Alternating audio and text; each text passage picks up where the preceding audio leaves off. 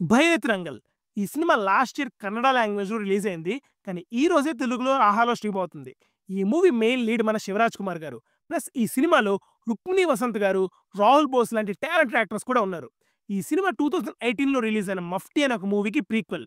మరి ఈ ప్రీక్వెల్ ఎలా ఉందని తెలుసుకోబోయే ముందు రేపు రిలీజ్ అయ్యే 'Laila', 'Brahmanandam' and 'Chhaava' movie reviews అందరికంటే ముందు చూడాలి అనుకుంటే మీరు మన ఛానల్‌ని ఖచ్చితంగా సబ్స్క్రైబ్ చేసుకొని బెల్ నోటిఫికేషన్స్ ఆన్ చేసుకోండి.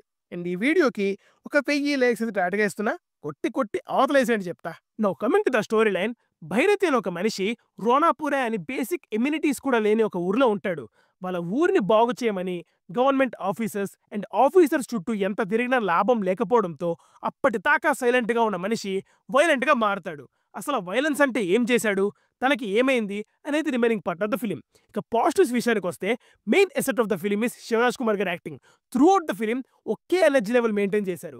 ఆయన స్క్రీన్ ప్రెజెన్స్ చాలా బాగుంది. ఇన్‌ఫాక్ట్ ఒక ఎగ్జాంపుల్ చెప్పాలంటే మీరు 'జైలర్' మూవీ చూసుంటారు కదా! ఆ క్లైమాక్స్‌లో శివరాజ్ కుమార్ గారి ఎంట్రీని ఏ లెవెల్‌లో సెలబ్రేట్ చేశారో ఐడియా ఉంటే ఈ మూవీలో ఆయన స్క్రీన్ ప్రెజెన్స్ గురించి మాట్లాడక్కర్లేదు.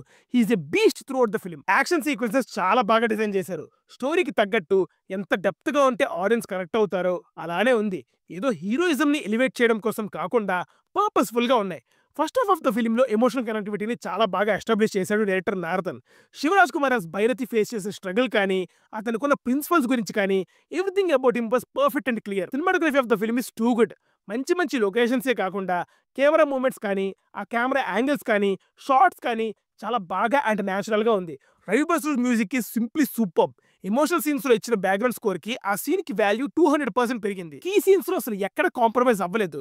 ఎక్కడా కూడా అరే! ఇక్కడ మ్యూజిక్ సరిగ్గా లేదే అని కంప్లెయింట్ ఇవ్వలేం మనం. ఇక నెగెటివ్స్ విషయానికొస్తే ప్రిడిక్టబుల్ స్టోరీ లైన్. స్టోరీ చాలా ప్రిడిక్టబుల్ అండ్ ఒక ఫ్రెష్ ఎక్స్‌పీరియన్స్ కోసం చూడాలి అంటే చాలా డిసప్పాయింట్ అవుతారు. ఎంగేజింగ్‌గా లేకపోవడం వల్ల అండ్ ప్రిడిక్టబుల్ వల్ల ఓహ్! ఇంతేనా అనిపిస్తుందన్నమాట. ఫస్ట్ హాఫ్ ఆఫ్ ద ఫిల్మ్‌లో ఇచ్చిన ఎమోషనల్ ఇంపాక్ట్ సెకండ్ హాఫ్‌కొచ్చేసరికి ఏదో ప్లాట్‌ఫార్మ్ మీద కదులుతున్న ట్రైన్ కోసం పరిగెడుతున్నట్టు ఎటెటో వెళ్ళిపోయింది. ఏదో సినిమాకి కంక్లూడ్ చేయాలన్నట్టు ఏదో పెట్టి రాసేసాడు, తీసేసాడన్నమాట. సపోర్టింగ్ యాక్టర్స్‌ని కనీసం సపోర్ట్ కోసం కూడా వాడుకోలేదు. అంత టాలెంట్ ఉన్న వాళ్ళని పెట్టుకొని కూడా వాళ్ళ క్యారెక్టర్స్‌ని హాఫ్ బేక్డ్‌గా రాసి సెకండ్ హాఫ్‌లో ఎందుకు అస్తం పంపేశారో అర్థం కాలేదు. వాళ్ళకి కాస్త వాల్యూ ఇచ్చుంటే మూవీ ఎక్స్‌పీరియన్స్ బాగుండేది. ఇది ఒక నెగెటివ్ అనలేను కానీ ఈ మూవీలో అసలు మాస్ ఎలిమెంట్స్ ఏముండవు. రోబో అల్గోరిథం లాగా జస్ట్ అలా వెళ్ళిపోతా ఉంటదన్నమాట. ఆ విలన్ని అసలు సరిగ్గా యూజే చేసుకోలేదు. అంత మంచి క్యారెక్టరైజేషన్ ఇచ్చి కూడా ఎందుకు అసలు proper screenplays and additional scenes ఇవ్వకుండా లిమిట్ చేసాడో అర్థం కాలేదు. ఓవరాల్‌గా చెప్పాలంటే it's not a great prequel to blockbuster film 'Mufti'. Just ప్రీక్వెల్‌లో ఏముందని చూడాలంటే యూ క్యాన్.